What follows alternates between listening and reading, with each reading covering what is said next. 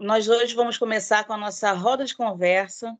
Eu sou a Indiane, vou fazer minha audiodescrição para vocês. Eu tenho aproximadamente 1,56 m, cabelos nos ombros, baixa, né? 1,56 m, cabelos nos ombros, e estou vestindo a blusa branca do serviço social. Basicamente é isso. A nossa roda de conversa tem como objetivo aprofundar as discussões sobre os direitos humanos das pessoas com deficiência, abordando temas como inclusão, acessibilidade, educação, legislação e políticas públicas.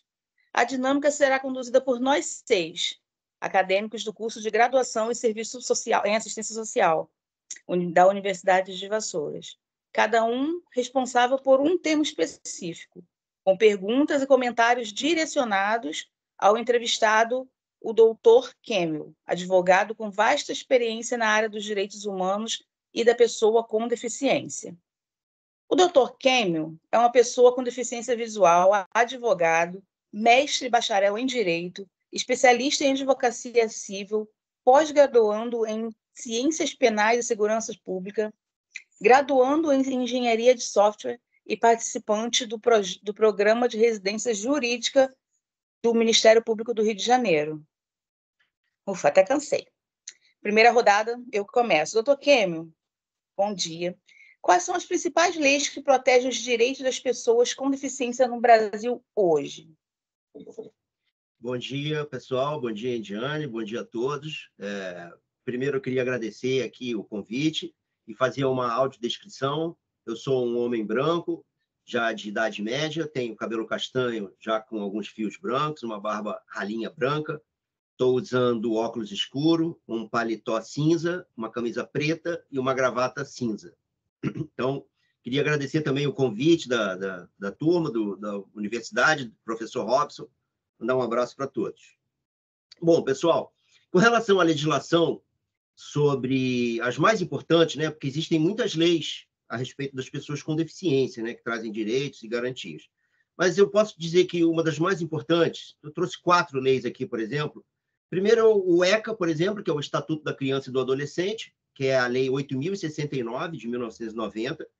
Naturalmente, é um estatuto para crianças e adolescentes, mas tem um capítulo específico para pessoas com deficiência. Então, as crianças e adolescentes com deficiência têm nessa legislação dispositivos que amparam a questão do estudo, do trabalho, de participação na sociedade, né? Esse é o Estatuto da Criança e do Adolescente. Outra lei interessante, muito importante também, é a Lei de Cotas, que é a Lei 8.213. Na verdade, é a lei, né, conhecida como a Lei de Previdência Social, né, os planos de Previdência Social, mas especificamente essa Lei 8.213, que é de 1991, no artigo 93, ela estabelece cotas para empresas e órgãos públicos para contratação e readaptação de pessoas com deficiência. Né? Tem, por exemplo, uma tabelinha aqui, a partir de uma empresa a partir de 100 funcionários, ela tem que ter pelo menos 2% de pessoas com deficiência, e empresas com mais de 1.000 funcionários até 5%. Então, entre 100 e 1.000 funcionários, varia de 2% até 5%. Uma outra legislação que também é super importante para as pessoas com deficiência é a LBI, que é a Lei 13.146, a Lei Brasileira de Inclusão. Isso aqui, praticamente todos os dispositivos são importantes. Começa pela definição do que é uma pessoa com deficiência, os princípios, quais são os direitos, fala sobre questões de educação, de trabalho, de acessibilidade, de inclusão. Esse é o nosso estatuto, né, da pessoa com deficiência. E, finalmente, entre as 4 leis mais importantes que eu posso citar, tem, naturalmente, a nossa Constituição Federal de 1988. Acho que vocês sabem, né, nós estamos na 7ª Constituição, desde a fundação do Brasil, em 1822, quando foi instituída. O Brasil se tornou a independência do Brasil, né, de 1822, a primeira Constituição de 1824, a Constituição Imperial. E nós estamos nessa Constituição de 1988. Eu posso citar aqui alguns artigos interessantes da Constituição, por exemplo, o artigo 5º, né, que inaugura o título 2º da Constituição, que fala sobre os direitos e garantias fundamentais, que diz que todos são iguais perante a lei, sem distinção de nenhuma espécie, garantindo-se aos brasileiros e estrangeiros residentes no país a inviolabilidade dos direitos, né, inclusive a igualdade, E já no inciso 1º, fala que homens e mulheres são iguais em direitos e obrigações. Então, você vê que só no caput, no primeiro inciso, já fala em igualdade 4 vezes, né? Outro dispositivo interessante da Constituição é o artigo 7º, que trata das normas de trabalho, né? Os direitos do trabalhador. No inciso 31, fala que todas as pessoas são iguais, não pode haver distinção de nenhuma espécie entre homens, mulheres, raça e pessoas com deficiência, por exemplo. Um outro artigo interessante da Constituição que é bom citar é o artigo 23, que fala sobre as competências, né? Que é competência comum entre o município, o Estado e a União de cuidar das pessoas com deficiência. Um outro artigo interessante é o artigo 37, eu vou falar rapidamente, né? Que fala sobre a participação de pessoas com deficiência em concursos públicos, né? Que isso é assegurado. E, por exemplo, um artigo muito importante, inclusive para as pessoas que cursam serviço social, é o artigo 208. Eu vou até deixar isso aqui como um dever de casa, vamos dizer assim, para depois vocês lerem, quem puder pegar a Constituição, e ler o artigo 208, que fala especificamente sobre o serviço social. E, para finalizar, o artigo 227 também da Constituição, que diz que é obrigação da família, da sociedade, da União, dos estados e municípios, resguardar e garantir os direitos das pessoas com deficiência. Então, essas são as legislações assim mais importantes sobre a pessoa com deficiência que nós temos no Brasil. Muito obrigada, doutor Kemmel. Soraya? Bom dia, doutor Kemmel. Aqui é a Soraya. Vou fazer a minha audiodescrição. Eu sou uma pessoa de 1,59 m, eu sou morena, eu tenho cabelos em cima dos ombros, tá? Estou usando um batom claro, um brinco e estou de óculos escuro. Eu sou PCD visual total. Dr. Kemmel, eu gostaria de saber como o conceito de inclusão se aplica à vida das pessoas com deficiência. Oi, Soraya, bom dia.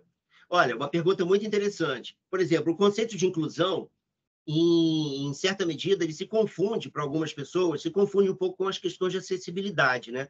Mas ela tem uma grande diferença. Por exemplo, inclusão, para pessoa com deficiência, é você poder participar em todas as esferas da vida social, né? Em todo, por exemplo, no trabalho, no estudo, educação, lazer, cultura.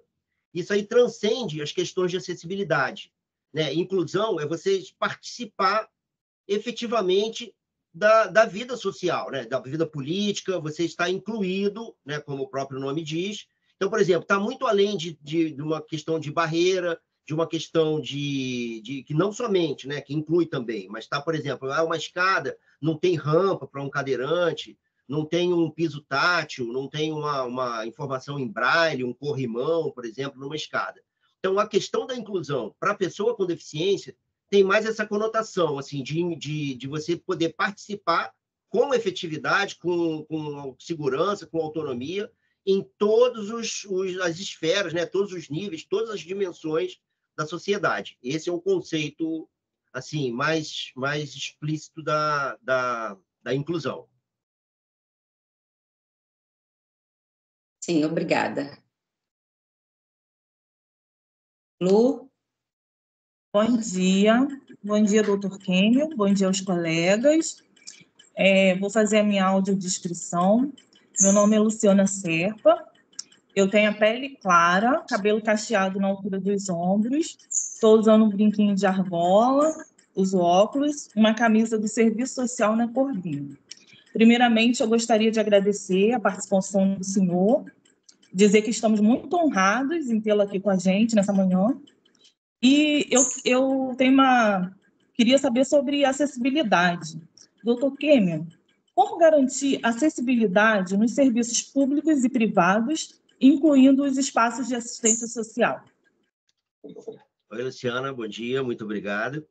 Bom, a questão da acessibilidade, para a gente garantir, inclusive em espaços públicos e sociais, primeiro é importante a gente observar as leis vigentes, né, no país, especialmente a LBI, que traz várias diretivas, né, de como você deve ser as questões de acessibilidade, de inclusão, as questões em escola, por exemplo, lazer, educação, trabalho, Isso aí essa questão é primordial, né? De você observar a legislação. Em segundo ponto, eu posso comentar a respeito de, por exemplo, os projetos já nascerem inclusivos, né? Então, se você vai construir um prédio público, uma escola, um equipamento público, um hospital, algum local que seja de frequente, pessoas, né, do público frequente, é importante, desde o início, esse projeto já ser pensado de forma inclusiva, porque é muito mais fácil, muito mais barato, você já desde o início, já programar, do que depois você ter um prédio, como acontece aqui em Saquarema, né? Nós estamos em Saquarema, tem muitos prédios antigos aqui, e às vezes você tem questões de tombamento do patrimônio público, que você não pode mexer, não pode fazer uma rampa. Então, isso aí é um negócio que é muito complicado. Outra questão importante também é a capacitação dos profissionais. Essa capacitação tem que ser contínua e efetiva, né? Porque ninguém nasce sabendo, né, lidar assim. Eu mesmo perdi a visão depois de adulto e eu não conhecia muito, assim, não conhecia, na verdade, pessoas com deficiência, né? Então, essa capacitação, que deve ser contínua, é super importante. Outra questão também essencial é, assim, a inclusão, a participação efetiva em todos os assuntos que tenham referência, né, que tenham a ver com a pessoa com deficiência. Tem até um brocado do meio, né, das pessoas com deficiência, que é nada sobre nós sem nós.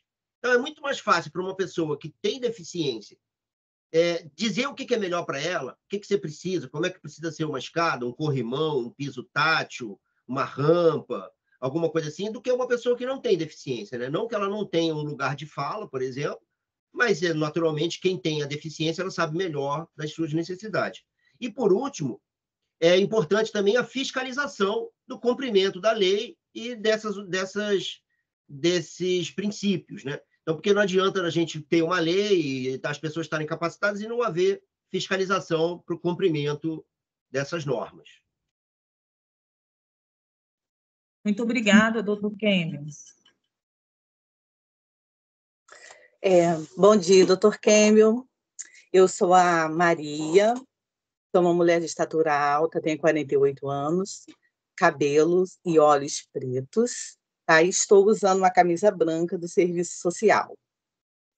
E sobre a educação da pessoa com deficiência, eu gostaria de saber qual a importância da educação inclusiva para o desenvolvimento das pessoas com deficiência.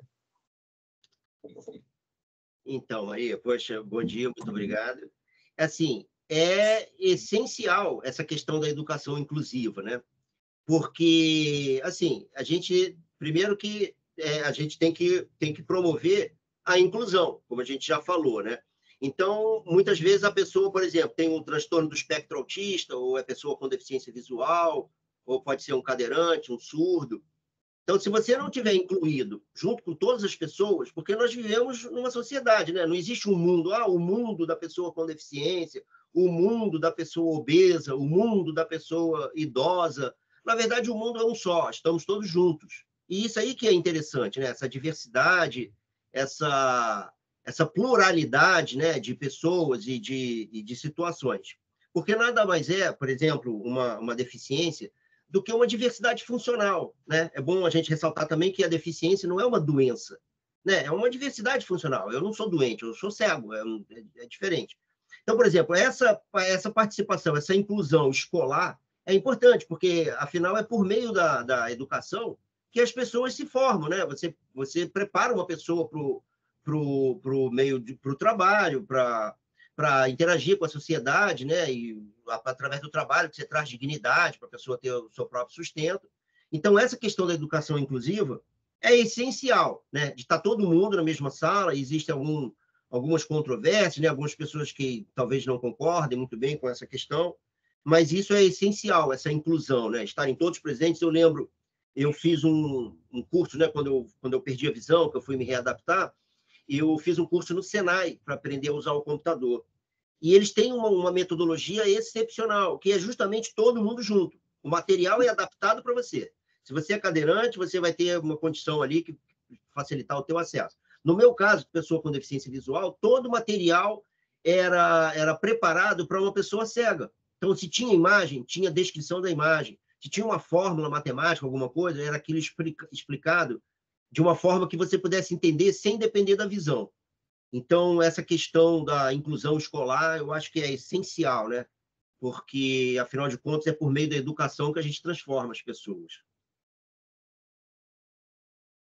Obrigado, doutor. Bom dia, me chamo Karine, tenho 23 anos, sou branca, tenho cabelo com mechas louras, estou com uma blusa preta, escrito serviço social e com uma bermuda cinza. Então, doutor Kemer, eu tenho uma pergunta. De que forma a sociedade pode promover e proteger os direitos humanos das pessoas com deficiência? Então, Karine, bom dia, muito obrigado. Pois é, ó, direitos humanos é uma questão assim, muito ampla, né? Nós estamos justamente numa disciplina de direitos humanos, é essencial, naturalmente, essa promoção. Então, quando a gente fala em direitos humanos, a gente pensa logo assim, né? Eu não sei se vocês têm, talvez já pensaram nisso, né? Qual seria a diferença entre direitos do homem, direitos humanos e direitos fundamentais? Aparentemente pode parecer a mesma coisa, né? Mas, por exemplo, direitos do homem, que a gente tem uma disciplina no direito, quem estuda direito, que é o direito natural. A gente diz que é um direito que ele é concedido por Deus. É o direito à vida, direito à liberdade, direito à dignidade. Isso é um direito do homem, por exemplo. Mas em que medida o direito do homem ele se difere dos direitos humanos? Os direitos humanos são todos os direitos do homem, ou de um direito fundamental, que estão expressos em tratados e convenções internacionais. Se é um direito do homem, ou um direito fundamental, que está tratado, né, está estabelecido em uma convenção ou um tratado internacional, isso é um direito humano. E o que é um direito fundamental? São os direitos humanos ou direitos do homem que estão presentes numa Constituição de um país. Então, por exemplo, por isso que você vê lá o artigo 5º, se você pegar a Constituição e ver lá, título 2º, inaugura o capítulo de direitos e garantias fundamentais. Por que não fala direitos humanos, né, e fala direitos fundamentais? Essa é a questão da diferença entre direitos do homem, direitos humanos e direitos fundamentais. Aí, para você promover essa questão dos direitos humanos na sociedade, primeiro é a conscientização, né, a eliminação de barreiras, né, a aceitação e valorização da diversidade. Isso aí são os pontos que eu posso citar aqui como, por exemplo, importante para essa valorização dos direitos humanos, né, como a gente conhece. Você pode repetir a pergunta, Diogo, por favor? Posso sim. Seria qual o papel da sociedade civil na formulação e implementação de políticas públicas para as pessoas com deficiência? Entendi. O papel da sociedade civil na implementação de políticas públicas. Bom, é essencial, né? O papel da... das pessoas com deficiência. Pode cortar o microfone aí, pessoal, que está vazando um áudiozinho de fundo. Então, assim, o papel da sociedade é essencial, né? Por meio de fiscalização, de participação, né? A sociedade civil, por meio de suas organizações, por exemplo, uma organização não governamental, uma entidade de classe, por exemplo, que pode participar de eventos, né? Participar, por exemplo, aqui em Saquarema nós temos o Conselho Municipal da Pessoa com Deficiência, então é um órgão que faz uma interface com o poder público. Então, essa participação nesses conselhos, isso é interessante. No caso, a mobilização social, né, para as pessoas poderem defender esses direitos e promover a educação inclusiva, né, como é que você lida com as pessoas as pessoas com deficiência, para você poder tornar o cotidiano mais inclusivo, mais acessível. Então, essa participação popular, especialmente da sociedade civil, ela é essencial nessa questão das políticas públicas, inclusive, ao final, para cobrar e para fiscalizar o cumprimento desses dispositivos legais, né, que podem ser implementados, ou essas políticas públicas. Então, isso aí, a participação da sociedade é essencial, né, para a promoção dessas políticas públicas. Beleza, obrigado, Kemer. Doutor Kemer, só pode me responder mais uma pergunta, por favor? É a Soraya que está falando, tá? De que forma a sociedade pode contribuir para melhorar a inclusão, a vida das pessoas com deficiência? Pois é, já mais ou menos linka com a pergunta anterior, né? Interessante essa pergunta. Por exemplo, como é que eu posso contribuir, sociedade, para a implementação, né? Ou para o fomento das políticas de inclusão?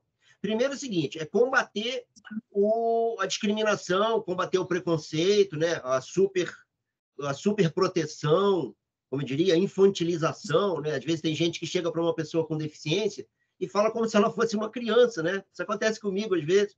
Ou você super protege. Não, senta aqui, pode ir. Eu falei, não, estou bem, eu estou em pé. Não, mas pode sentar, o senhor não quer. Vem para cá, sai daqui. Tipo assim, uma super proteção, isso em algumas medidas pode atrapalhar.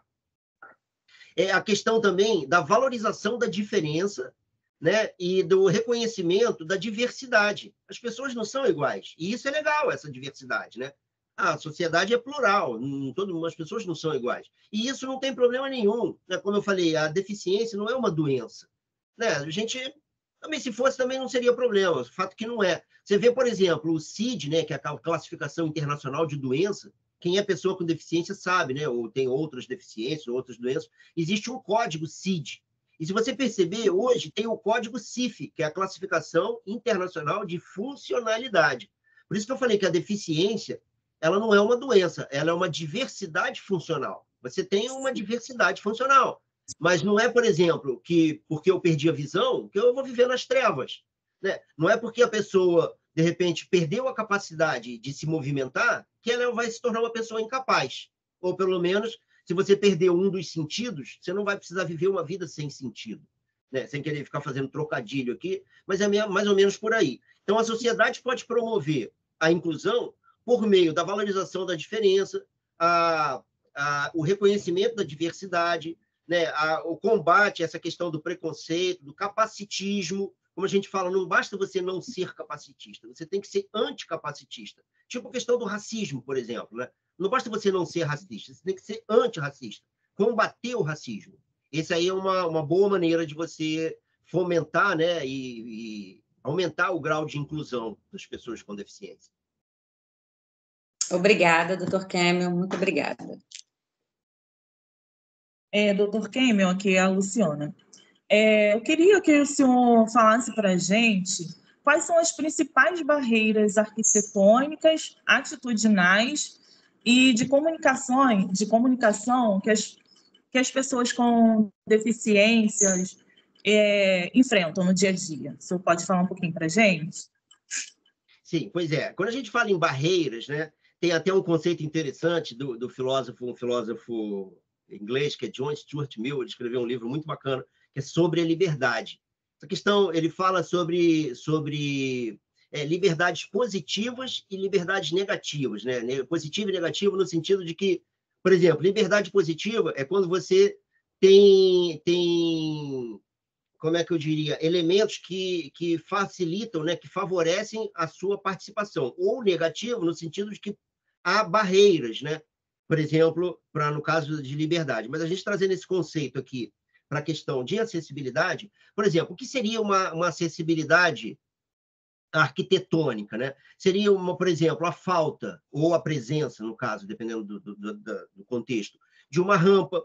Agora, quando a gente fala em rampa, por exemplo, a rampa tem que ter as suas características ideais. Eu já estive em local para fazer vistoria que a rampa era tão íngreme que se alguém subisse com a cadeira ali, ia cair para trás. Então, isso não é uma rampa, né? Porque pior do que a acessibilidade é a falta de acessibilidade ou a falsa acessibilidade. Isso aí é muito pior. A questão, por exemplo, da acessibilidade atitudinal, isso aí é uma questão muito importante que a gente tem que pensar, que tem muito a ver com a inclusão também, que é a questão justamente desses preconceitos, né? Esses estereótipos. Às vezes a pessoa simplesmente... A gente traz também um conceito, né, de empatia e alteridade, né, que tem uma diferença entre empatia e alteridade. A empatia é quando você se importa com o outro, você se coloca no lugar do outro. Né? E a alteridade, realmente, você se importa com aquilo ali. Né? Você se coloca no lugar do outro, mas você se importa, você se incomoda com aquilo ali. Né? Então, por exemplo, a questão da acessibilidade atitudinal é isso. É você, por meio de atitudes, você promover a acessibilidade daquela pessoa. Que é isso aí, por exemplo, quando não há acessibilidade atitudinal, é quando tem preconceito, quando tem discriminação e outros sentidos nesse ponto. E as barreiras comunicacionais, por exemplo, é uma falta de braille, em algumas medidas. Por exemplo, um teclado de um elevador, por exemplo. Muita gente que conhece Braille, se você passa o dedo ali, você vê os sinais, você consegue saber que números que são.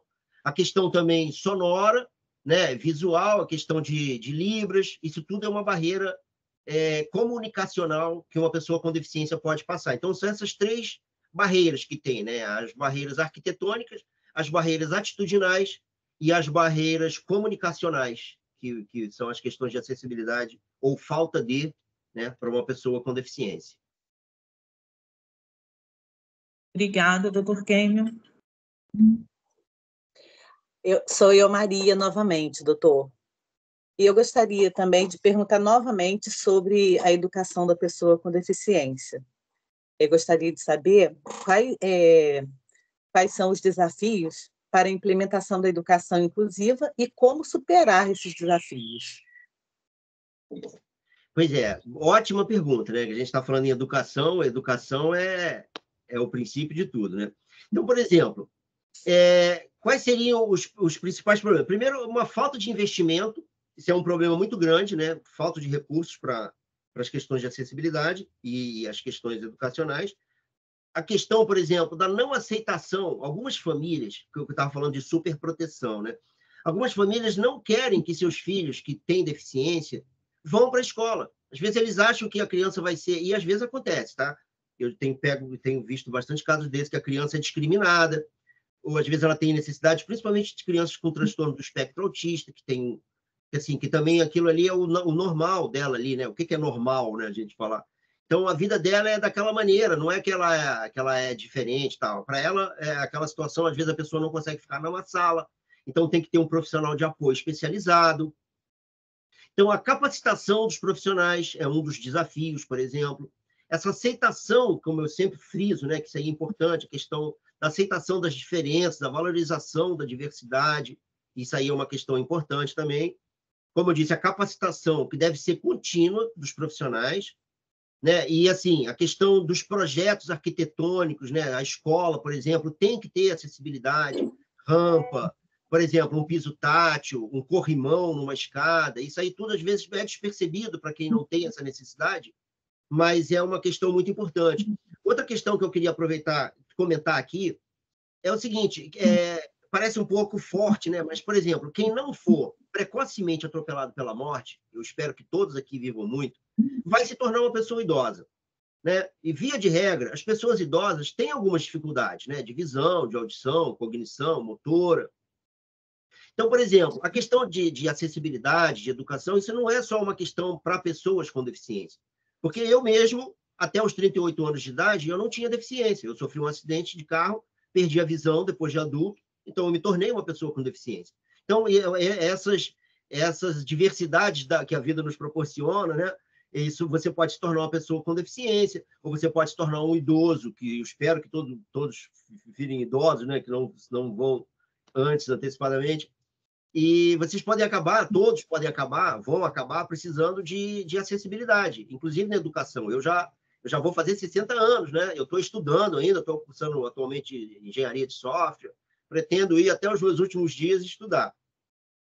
Então, essas questões, né, de educação, esses desafios, né, principalmente também a fiscalização do cumprimento das leis, né, que é, por exemplo, um trabalho que a gente faz lá na OAB, eu sou presidente da Comissão de Defesa dos Direitos da Pessoa com Deficiência, e frequentemente a gente faz umas visitas para fiscalizar o cumprimento da lei, porque às vezes, normalmente, né, a lei está lá, mas as pessoas não cumprem, né? Ou por ignorância, ou às vezes até por essas questões de acessibilidade atitudinal, né? Então, essa questão da educação é um tema que me toca bastante. Essa questão assim da aceitação, né, e principalmente da participação da família, de pensar dessa forma, né, que vou mandar meu filho para a escola, ele vai ser maltratado. Isso aí é importante, essa convivência com todos, né, a inclusão, como a gente fala. Muito obrigada, doutor. Doutor Kêmio, sou eu, Karine. Eu tenho uma outra pergunta. Como a Convenção sobre os Direitos da Pessoa com Deficiência impacta a legislação e as políticas públicas brasileiras? Karine, uma pergunta sensacional. A gente não pode estar num curso de Direitos Humanos falando sobre pessoas com deficiência e não falar da Convenção Internacional sobre os Direitos das Pessoas com Deficiência. Isso aqui é o Decreto 6949 de 2009, né? Quem é estudioso aí da área dos direitos humanos, principalmente conhece esse decreto. Queria falar rapidinho aqui a história desse decreto, como é que ele começou. Em 13 de dezembro de 2006, por acaso é o dia do cego, 13 de dezembro de 2006, a ONU, através da sua Comissão de Defesa do Direito das Pessoas com Deficiência, adotou essa convenção, né, que foi escrita pelos membros lá da comissão, em 13 de dezembro de 2006, que estabeleceu esses direitos e garantias da pessoa com deficiência e o protocolo facultativo que os países, como diz facultativo, podem assinar ou não. Uma vez o país sendo signatário, ele tem que seguir aquelas regras. Aí, quando foi em 30 de maio, salvo engano, maio ou março de 2007, já no ano seguinte, já havia uma versão em português desse documento e o Brasil depositou e assinou o protocolo facultativo na ONU, né? Então, falou, olha, pode deixar que nós vamos fazer uma lei, vamos internalizar essa convenção na nossa Constituição. Quando foi no fim do ano, já em setembro do mesmo ano de 2007, o documento já estava pronto, foi encaminhado para o Congresso Nacional e, assim, pela primeira vez, teve uma emenda constitucional, que é a Emenda Constitucional 45, que foi promulgada em 2004, que incluiu o parágrafo 3º no artigo 5º. Esse artigo 5º, conhecido da Constituição, que trata dos direitos e garantias fundamentais, no parágrafo 3º diz o seguinte, que qualquer convenção ou tratado internacional que for votado em 2 turnos, nas 2 casas, quando a gente fala em 2 casas, é no Congresso Nacional, né, no Senado e na Câmara, com uma votação com 3/5 ou mais, ou seja, 60% dos votos, né, favoráveis, em 2 turnos, nas 2 casas, esse tratado, essa convenção internacional, se torna como se fosse um dispositivo constitucional, é como se fosse uma emenda constitucional. Passa a valer como se fosse um artigo da Constituição. E isso aconteceu com essa Convenção Internacional dos Direitos da Pessoa com Deficiência, né, que é a CDPD. Então, por exemplo, quando a gente estuda direito, tem a teoria da pirâmide, que é de Hans Kelsen. Se você imaginar uma pirâmide, né, um triângulo com a base para baixo, no topo dessa pirâmide tem a Constituição, que é a lei maior do nosso país. Pois existe o bloco de constitucionalidade, e abaixo da Constituição vem todas as leis. Não tem nada acima da Constituição quando você fala em lei no Brasil. Mas existe o bloco de constitucionalidade, que é como se fosse imaginário um bloco em cima, no topo da pirâmide, onde está a Constituição e estão os tratados e convenções internacionais sobre o direito das pessoas com deficiência, no caso, justamente, o Decreto 6949 de 2009, que nada mais é do que a cópia da Convenção Internacional dos Direitos sobre os Direitos da Pessoa com Deficiência, que foi internalizada no Brasil por meio desse decreto. Decreto 6949 de 2009. É importante falar. E esse decreto, que foi em 2009, naturalmente, como diz a data, né, ele impactou profundamente a legislação no Brasil. Depois do decreto, veio a LBI, que é a lei que era de 2015, que é a Lei 13.146. Houveram várias mudanças na legislação. Olha, nós temos o Código Civil, que é a Lei 10.406, que é de 2002. Eu lembro, eu estava estudando nessa época, o artigo 3º e o artigo 4º do Código Civil, ele trata das capacidades, né? Antigamente, antes disso, por exemplo, qualquer pessoa com deficiência era considerada um incapaz.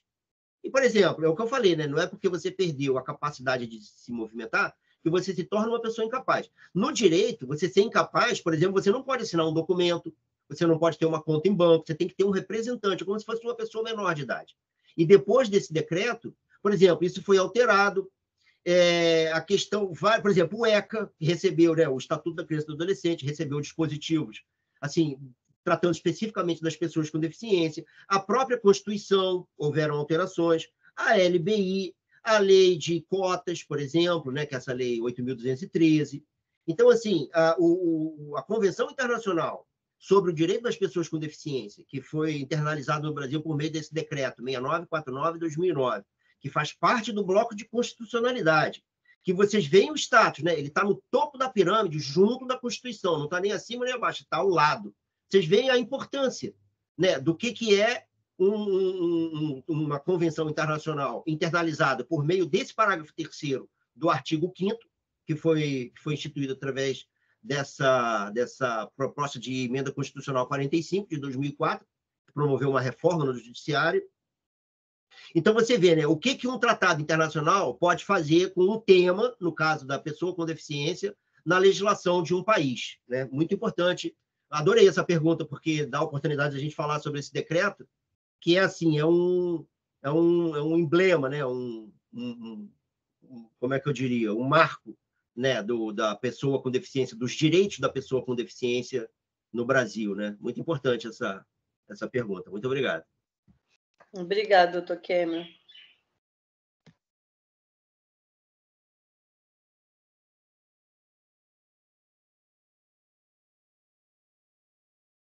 Eu queria como as políticas públicas podem ser aprimoradas, né, para garantir a inclusão dessa participação aí das pessoas com deficiência.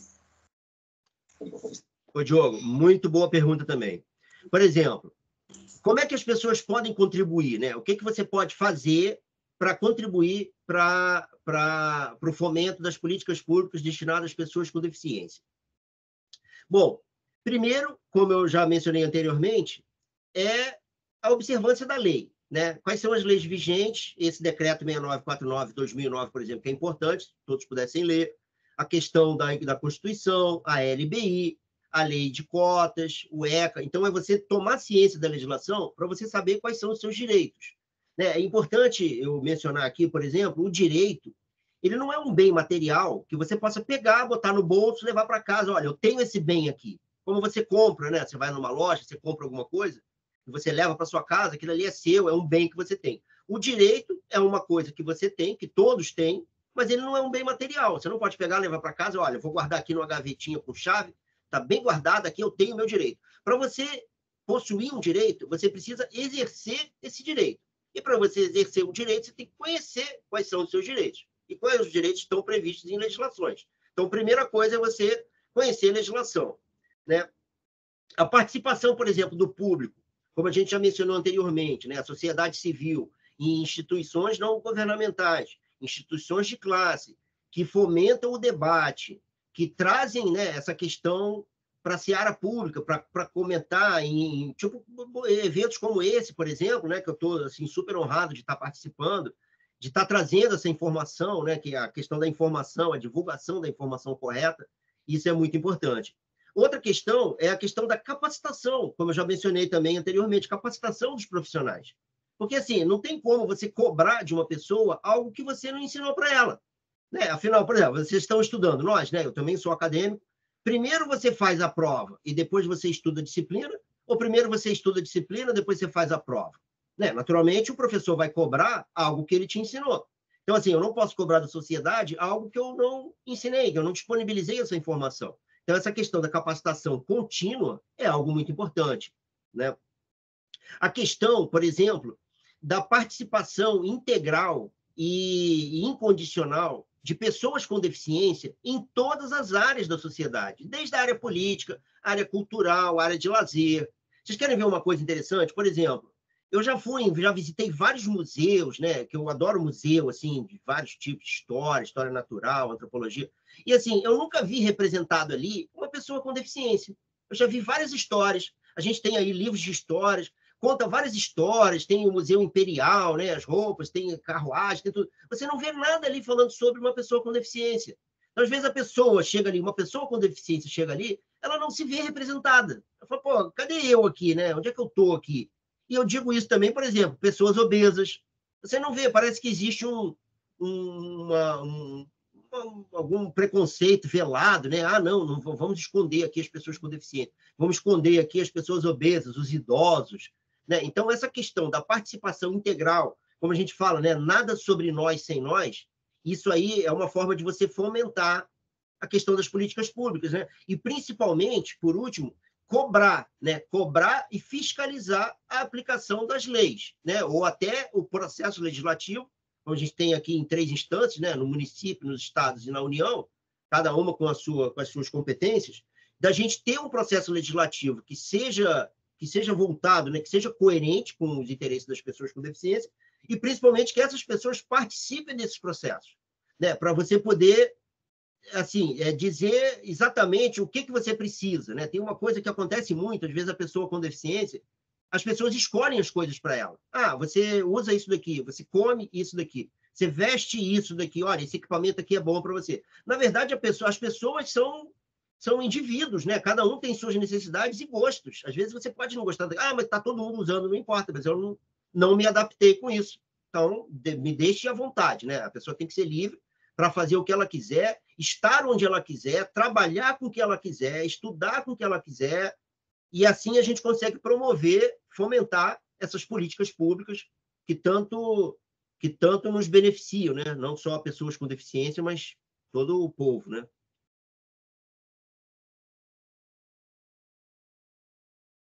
Kêmio, obrigado, hein? E essa informatividade é bem interessante, né? Porque eu também gosto bastante desse cenário aí de museu e eu, de fato, né, nunca vi nada nem próximo a essa razão aí de ver um quadro com um deficiente, nada, né? É só quem está em primeira pessoa mesmo e essa minha não razão, né, de não ser algo palpável, não vivenciar isso, não ter essa sensibilidade de enxergar. Você, por ser PCD, você conseguiu analisar essa condição. Eu não, achava como se a sociedade passada não existisse, né? Obesos ou cadeirantes, ou pessoas com deficiência. Me deu até um alerta aqui, porque isso é verdade. Muito interessante. Obrigadão. Valeu, muito obrigado.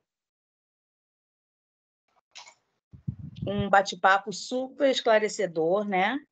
A presente roda de conversa proporcionou um mergulho profundo na temática dos direitos humanos das pessoas com deficiência, evidenciando a intrínseca relação entre a assistência social e os direitos humanos, a dignidade da pessoa humana.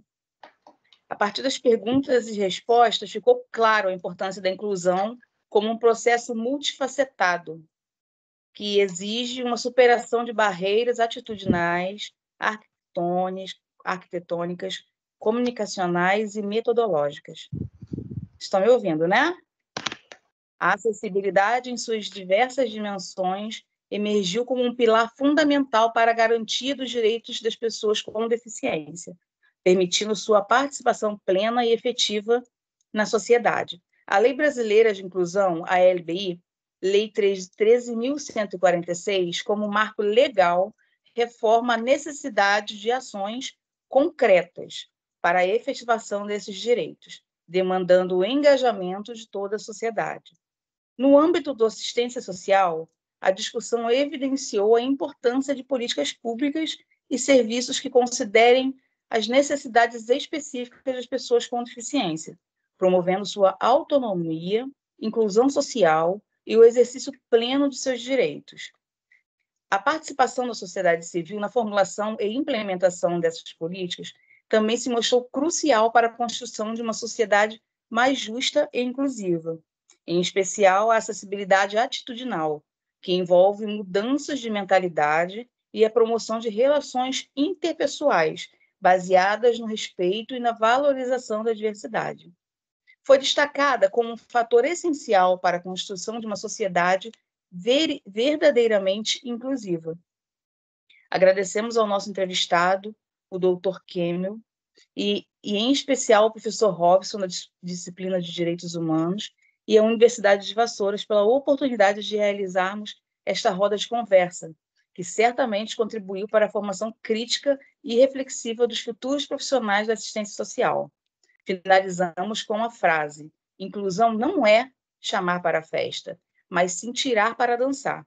Esta metáfora nos convida a refletir sobre a importância de não apenas convidar as pessoas com deficiência para participar da sociedade, mas sim de criar condições para que elas possam dançar. Ou seja, viver plenamente com autonomia, dignidade e respeito. A inclusão não é um favor, mas um direito humano fundamental. Que possamos juntos construir uma sociedade onde todos possam dançar a dança da vida em igualdade de condições. Muito obrigada, pessoal, e até a próxima. Parabéns. Muito obrigada.